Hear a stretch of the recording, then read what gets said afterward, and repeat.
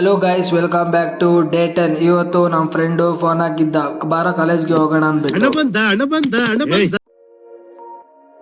ಅವನ್ನ ಕರ್ಕೊಂಡು ಹೋಗ್ತಾ ಇದ್ದೆ. ಹಂಗೆ ನಮ್ಮ ಫ್ರೆಂಡು ಇನ್ನೊಬ್ಬ ಬಂದ, ಅವನ್ನ ಕರ್ಕೊಂಡು ಹಂಗೆ ಹೋಗ್ತಾ ಇದ್ರಿ. ನಮ್ಮ ಕಾಲೇಜಿನ ದಾರಿದಲ್ಲಿರೋ ಅಜಿಮ್ ಪ್ರೇಮ್ಜಿ.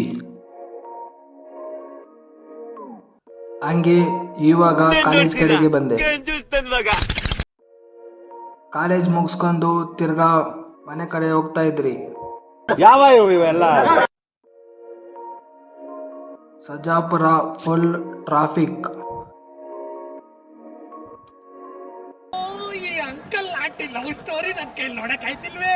ಹೆಣ್ಮಗು ಪಾನಿಪುರಿ ತಿನ್ಬೇಕಂತ ಪಾನಿಪುರಿ ಅಂಗಡಿ ಹತ್ರ ಬಂದೆ, ಅದು ಅಲ್ಲಿ ಇದ್ದಿಲ್ಲ. ತಿರ್ಗಾ ನಮ್ಮ ಫ್ರೆಂಡ್ನ ಮನೆಗೆ ಡ್ರಾಪ್ ಮಾಡ್ಬೇಕಂತ ಅವ್ರ ಮನೆ ಕಡೆ ಹೋದೆ. ಅವನ್ನ ಡ್ರಾಪ್ ಮಾಡಿ ನಾನು ಮನೆ ಕಡೆ ವಾಪಸ್ ಬಂದೆ.